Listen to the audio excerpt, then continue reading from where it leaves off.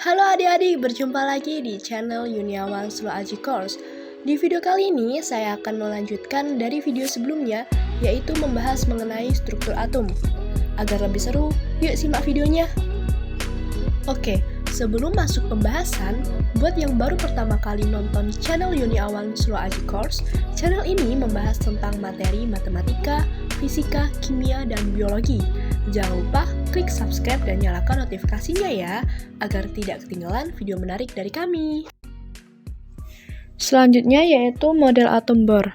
Dalam teori ini, apabila elektron mengelilingi inti dengan lintasan berbentuk spiral, jadi gambarnya seperti yang di atas ya guys, maka seharusnya energi atau spektrum yang dipancarkan akan bersifat kontinu. Namun, Bohr melalui percobaan spektrum atau hidrogennya mendapati bahwa spektrum atom ini bersifat diskrit. Nah, apa sih Kak maksudnya dari bersifat diskrit? Jadi bersifat diskrit itu artinya terputus-putus ya. Nah, diskrit ini menunjukkan bahwa atom hanya memancarkan cahaya dengan panjang gelombang tertentu. Artinya, elektron dalam atom hanya beredar dalam lintasan dengan energi tertentu, atau yang disebut dengan kulit atom. Dalam percobaan spektrum hidrogen, Bohr menemukan fakta bahwa elektron dapat berpindah-pindah lintasan sambil menyerap atau melepas sejumlah energi. Pada slide sebelumnya tadi saya menjelaskan bahwa Bohr menemukan fakta bahwa elektron dapat berpindah-pindah lintasan. Jadi, di sini ada dua macam perpindahan. Apa aja sih Kak? Jadi perpindahan elektron dari energi tingkat rendah ke tingkat tinggi akibat menyerap sejumlah energi.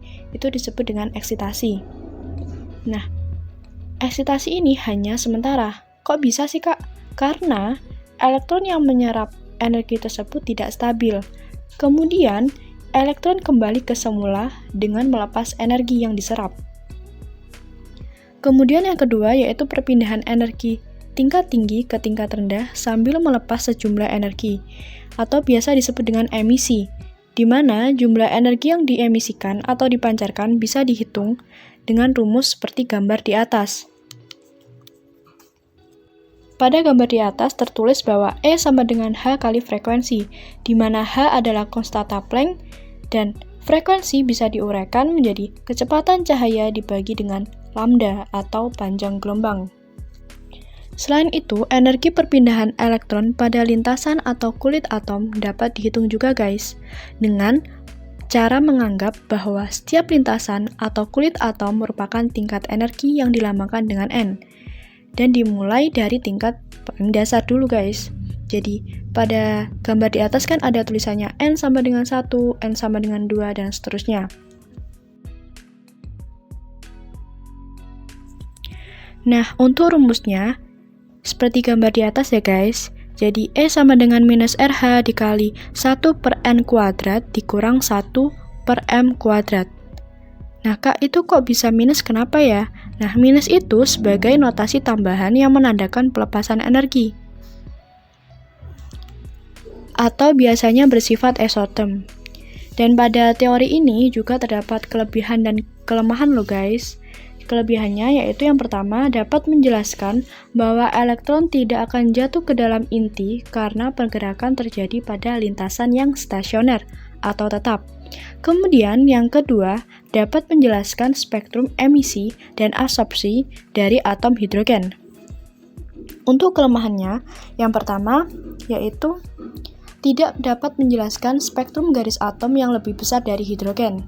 Kedua, hanya dapat menjelaskan untuk atom berelektron sedikit.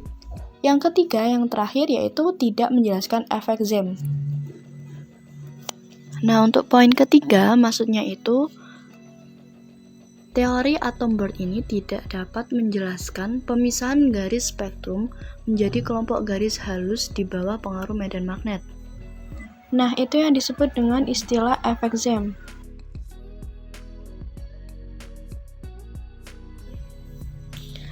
Untuk selanjutnya kita akan membahas model atom mekanika kuantum, atau biasanya dikenal dengan model atom mekanika gelombang. Jadi pada teori ini ada 3 tokoh yang sangat berjasa banget guys. Jadi yang pertama itu Louis de Broglie, kedua Werner Heisenberg, dan yang terakhir yaitu Schrödinger. Jadi di sini kita akan membahas satu persatu ya guys. Jadi menurut Louis de Broglie ini, beliau mengemukakan bahwa cahaya dapat berperilaku sebagai materi sekaligus dengan energi. Jadi cahaya yang dimaksud de Broglie ini adalah elektron. Nah kak, apa sih perbedaan materi dan energi? Materi itu adalah zat, dimana zat itu kan adalah sesuatu yang mempunyai massa dan menempati ruang kan, dan sedangkan energi itu tidak mempunyai massa. Jadi menurut hipotesis de Broglie ini, lintasannya tidak berupa garis lurus, akan tetapi berupa gelombang. Kok bisa sih kak? Kenapa?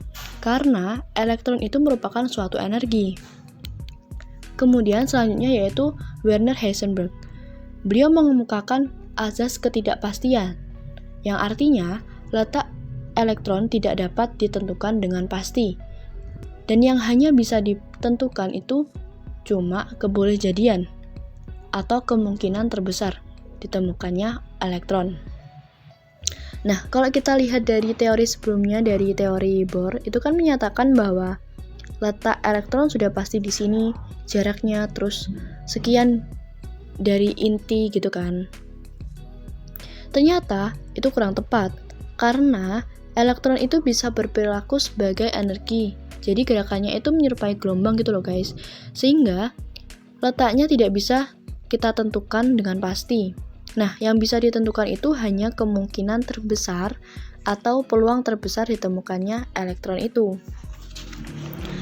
Nah, daerah dengan kemungkinan terbesar ditentukannya elektron itu kita sebut dengan orbital. Jadi kata kunci dari teori ini yaitu orbital guys. Kalau di teori Bohr kan kita kenal dengan istilah orbit atau kulit atom. Nah untuk di teori ini istilah orbit sudah tidak digunakan lagi guys. Kita menggunakannya yaitu dengan istilah orbital. Nah untuk yang terakhir yaitu Schrödinger. Beliau menemukan persamaan matematis yang menyatakan gerakan elektron dalam mengelilingi inti.